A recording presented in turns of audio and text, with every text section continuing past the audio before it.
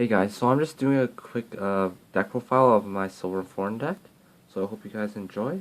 I'm just going to start out with the grade 3 lineup here. So for grade 3s, I'm running 4 Luquier Reverse, 3 normal Luquier, and 1 Miracle Pop Eva, the Break Ride. So I used to run 3 Luquier Reverse and 3 Break Ride and 2 normal Luquier, but what I found was that it wasn't consistent enough, so I decided to run 4 Luquier Reverse instead. It's really important to get the cross ride off, so that's why I changed my build a bit. So let's just start off with Luquier Reverse. So her skill is Counterblast 1, choose one of your Pale Moon and lock it, and then Superior Call a Pale Moon from your soul and it gets plus 5k until the end of the turn. So pretty much it's the free plus 1.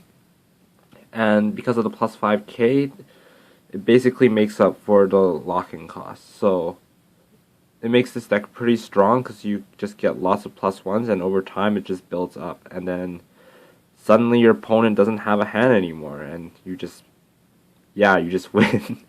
And her second ability is that she's a cross ride. So cross ride is really good because a lot of the times when I'm not on cross ride, I lose because I don't have 5k in my hand to guard, and yeah, that really sucks. So you can just completely screw your opponent over because you can just build up a pretty crazy field, and they can't do anything because they can't hit your 13k. Like, they can just hit 17k or 16k. That doesn't really matter to me, so yeah. And then I run 3 of the normal Luquier, so her skill is, she's more of a backup vanguard, really, if you actually have to ride into her. Usually what you want to do is you want to get her into soul by soul charging using the other Silver Thorn skills that I'll get into later. But if you do have to ride into her, her skill is Counterblast 3, choose a grade 0, 1, 2, and 3 Pale Moon from your soul, and call to separate rear guards. So you can just fill up your field pretty Counterblast efficient, 4 units per free Counterblast, but you do need a grade 0 in your soul, so you don't really want to put a grade 0 into your soul because you're not going to be putting your starter into the soul or triggers into your soul. So yeah, it's more to call the free 2 in 1. And her second ability is every time a rear guard is placed from your soul, you get plus 3k. So you can swing for pretty huge numbers. When you use her limit break, you can get plus 12k onto her, and then she's just swinging for a huge number, and it's guaranteed perfect guard if they're at high damage. And then finally, I just run 1 Eva. It's just because of the 11k base, because believe it or not, I have lost some games over 10k base, so I just run 1 of her, and she's not bad. I mean, she puts a lot of pressure on your opponent, especially since I do run Purple Trapezist.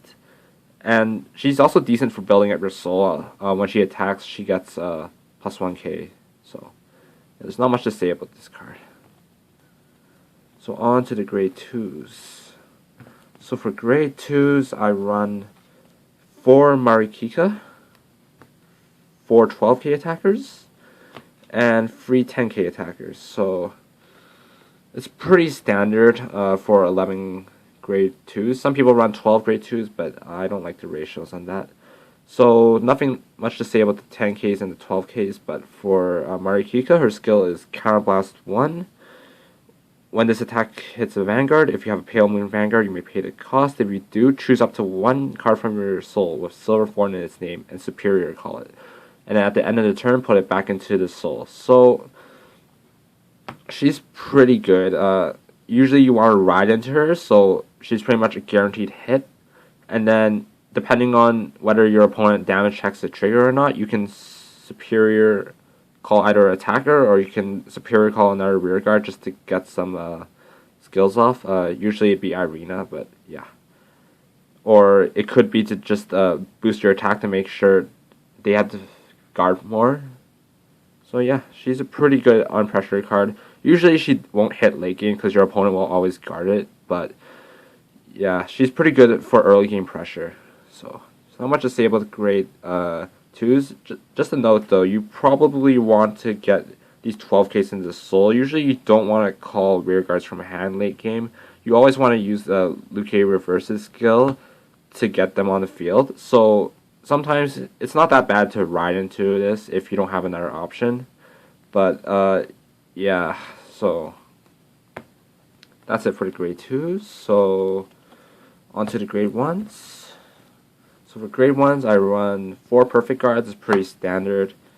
3 10k attackers, 3 Irina, 2 Anna, and 2 purple trapezes. So not much to say about the 10k attackers and perfect guards. I do run the 10k attackers just because it's a really good early game. You can still hit the grade 2 after if they ride into the grade 2 and then it's your turn, and yeah, you can just keep it up in the front row and you can just swing at them without having to call another unit. And if they try to kill it, that's fine. I mean, you don't really need the boosters. So that's about it for those cards. So Irina, when she's called on rearguard or when she's placed on vanguard, you can check the top 2 cards. Sorry about that. You can check the top 2 cards and then look for one with silver form in his name, and then if you find one, then you can put it into the soul. So this is pretty good. I mean, this is what makes silver form a lot better than the standard Pale Moon decks, because you can just selectively soul charge anything. So you can avoid like soul charging triggers or soul charging things that you might need later. Although with this deck, it all goes to the bottom of the deck, which kind of sucks because you don't really have another way to... Basically, you're going to be stacking all your triggers at the bottom of the deck unless you got a lot of double Pale Moon rearguards. Yeah, that's one of the things I don't like about this deck is that you stack all the triggers at the bottom. But Emile will fix this problem when she comes out in set 15. I can talk more about her later, but yeah, you need to run free of her because you need to build up the soul because you're not guaranteed to hit with the starter all the time. So you kind of have to run free of her. I used to run 4, but she got kind of cloggy, and I really like running a lot of tech when it comes to grade 1, so I decided not to max out on her. So I run 2 Anna. She has the same skill as a Marikika in that when the attack hits a vanguard that this unit boosts, then you can superior call. So usually you want to put this behind a high power column, or you want to put her behind the vanguard if for some reason your starter gets sniped. So yeah, she's pretty good because your opponent can't just focus down your grade 2 pressure hitters just to get rid of it, and you can just use this card to constantly pressure them and make them guard everything. So it's pretty good. And then I run 2 purple trapezes, so usually I don't really have to use her, but well, basically why I used to run her was because with Eva you could get full attacks off, like if you put her back in the soul and call her and then swap the rested units. I just run her because sometimes I draw into Luquier, 10k Luquier when I'm on 11k, and you don't really have another way to put her into soul. So you can just call her, shove Luquier into soul and call something else. So it's pretty good. I just run 2 of her just for that reason, just to make it more consistent in hitting cross ride. So onto the triggers. I run 4 stands. So yeah, stand triggers are actually pretty good in this deck because with Luquier reverse, you can superior call a unit and it gets plus 5k. And if you check this trigger, then it's going to be plus 10k power, which is pretty strong. Yeah, so I'll explain more as I go through the rest of my triggers. So I also run 8 crit. Usually people would run the rainbow trigger build if they were playing with stands, but I decided to use 8 crit because you kind of need to pressure your opponent to make them start guarding everything. So you want to get them to really high damage pretty quickly. Although sometimes it sucks because they can get their limit break off faster and then they can start pressuring you in return. But, you know, I think it's a fair trade-off. and I really like running 8 crit for stand. It works pretty well. And then of course you run 4 heal. I mean, why wouldn't you run 4 heal? Heals win games. You could sack the heal, you know. So finally I run 1 Ionella for the starter, so when attack hits this unit boosted, Silver Thorn, you can check the top 2 and then put 1 Silver Thorn into your soul. So same skill as Irina. You have to run her, otherwise you're not going to get enough soul. And plus, this card in Irina is what makes getting Crossride probably one of the easiest out of any deck that I know of. You could also run the Great Researcher to refresh your deck, but I don't like it because you need 1 Counterblast. Plus, I don't have good experiences with Great Researchers, so yeah. I mean, you can refresh your trigger stack, but I mean, it's not that great. So I'm just going to go over a few main combos. I'm pretty sure most people will figure out what to do at Great Free, but this is what I usually like to do. So let's say you have Luquier reverse on your Vanguard, and you have this guy and this guy in Soul, and then you have this here.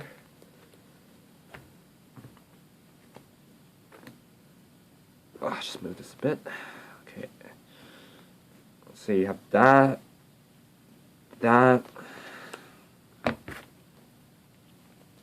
and this in your hand. So what you can do right here is you can call, check top 2, put 1 card in his soul, call this here, call, and then put her into soul, and you can superior call something. So I mean, oh no, so actually what would sort of happen is you have all these cards in soul, place her in, and then call this, check top 2. And then what I usually like to do, since I run stand triggers, is I can do a double lock, and it actually works pretty well. So you lock her, superior call the 12k here, plus 5, and then you lock the rearguard booster, and then you call this here. So you want to swing this 12k first, so 17, and then you have Crossride here, so swing for 13. So let's say you get a stand trigger and a crit trigger. So stand trigger, crit trigger. So you want to do stand, power here, and then you want to put critical and power here. So basically what you can do with this is you can swing 22 to Vanguard. I mean, if they don't have Crossride, they're pretty screwed. And then you swing with 26 with crit.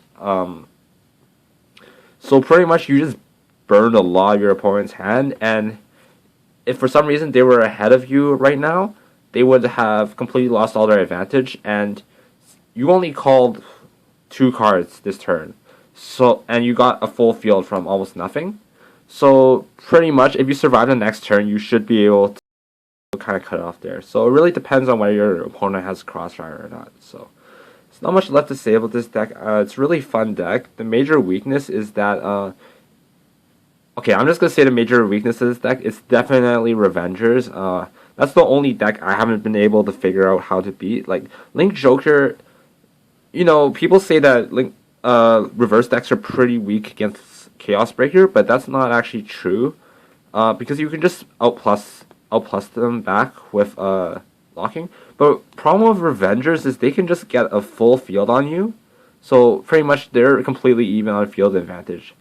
And the thing is that they can build pretty high columns to hit Luquier. So hit the Crossride. So yeah, that makes him strong, but the strongest thing is definitely Raging Form. Yeah. The problem with this deck is it doesn't have an actual finisher. I mean, if I was running more Eva, then maybe, but you'd have to be doing pretty good up to that point.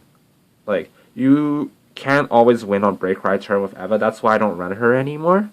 Because you have to commit to the field pretty hard. So that's why I don't like her that much. So yeah, that's pretty much all about this deck. It's a really fun deck. You should definitely try it out if you haven't played it before.